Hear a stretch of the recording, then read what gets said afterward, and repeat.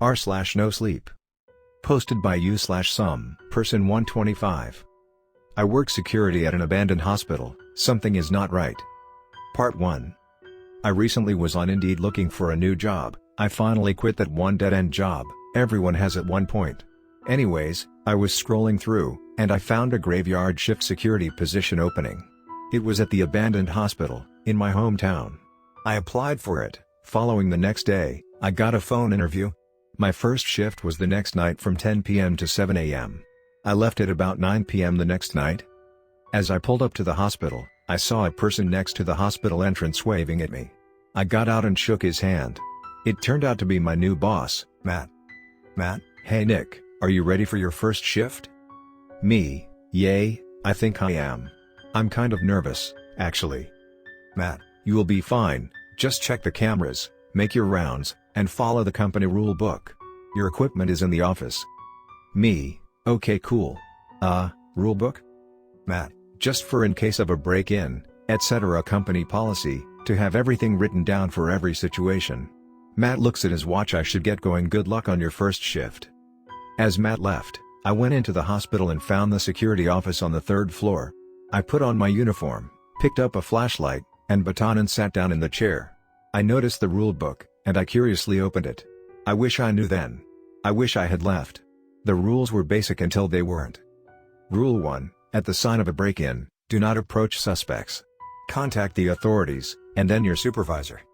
Rule 2, if you see a woman wandering the 3rd floor on the cameras, hide under your desk. You will hear sobbing, stay under the desk, until you don't hear the sobbing. Rule 3, if you hear hoarse breathing from behind you on the 2nd floor, stop, close your eyes, say go back to your room, Mr. Johnson. Count to 10, and if the hoarse breathing stops, you may continue. Rule 4, you may hear a fire alarm on the 2nd floor. If this happens, run back to your office on the 3rd floor. You'll be hunted. Close the office door, and grab the cross from the desk drawer. Sit down with the cross, and repeat, in the name of God, I command you to leave until the fire alarm stops. Rule 5, you cannot leave until 7 a.m. I thought it was some kind of hazing. I put the book back, and I decided to make my rounds on the 2nd floor. At 11, I was about to make my way back up to the office when I heard it. The hoarse breathing. I froze, my blood went cold. I immediately remembered the rule book and closed my eyes.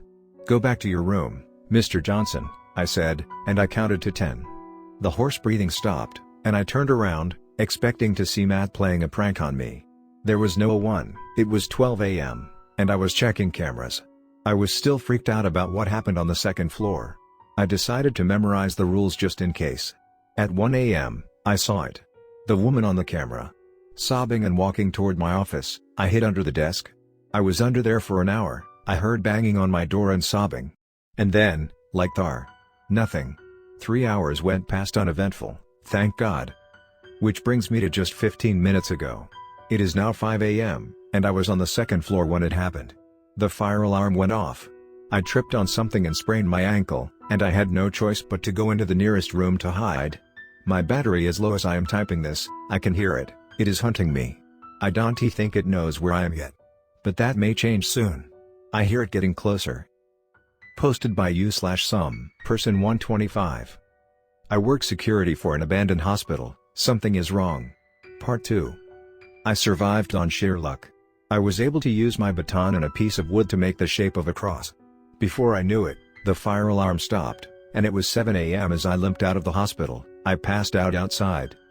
I woke up in a hospital, a splint on my ankle, and an 4 in my arm. A doctor came in and asked me my name and what I remember. I told him I worked security at the Whalen Oaks Hospital, and I sprained my ankle. I didn't tell him what else had happened. To be honest, I still didn't believe it. I was later discharged and sent home. As I got home, I got a text from Matt. He let me know I had the next 3 days off and to get some rest. I've been trying to get sleep, but all I dream about is that damn hospital. I can't escape it.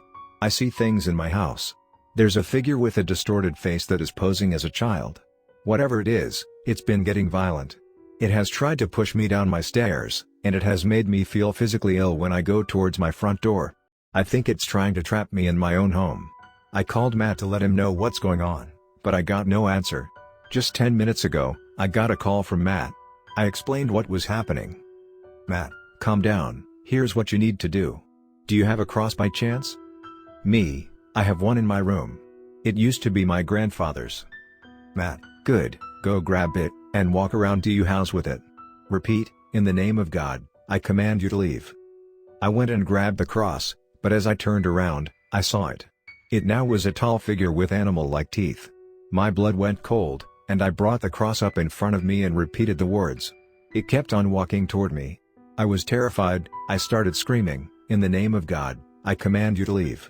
Eventually, everything went silent. I got back on the phone with Matt, and I told him it was gone. I told him I didn't think I wanted to work there anymore. But what he told me chills every bone in body. Matt, I'm sorry, you can't. The hospital has bound itself to you. You will be back at the hospital one way or another. I'm really sorry about this. We are the only thing that keeps those things in. Matt invited me to brunch, and I accepted. As I pulled up to the restaurant, I saw Matt smoking a cigarette outside. He saw me, and we went inside and sat down. After we ordered, Matt started to explain more. Matt, as you know by now, this job isn't a normal job. Once you survive your first night, you're bound until the hospital takes you. Me, why not board it off? I mean hell, why don't they demolish the damn place? Matt, it gets tricky every night, different rules, different apparitions. But one stays the same, you encountered it in your house. It is why we do this, to keep it in. Me, so this thing is bound to this hospital, as long as someone is there and follows the rules. Matt, exactly, it doesn't play fair, so we can't either. After brunch, I headed home and laid down on my couch. I had a giant headache, and I couldn't believe this was happening. I broke a rule, and it followed me home. I wish this was a bad dream, but it wasn't. I was scared, but what could I do? I was helpless. Matt texted me my next shift.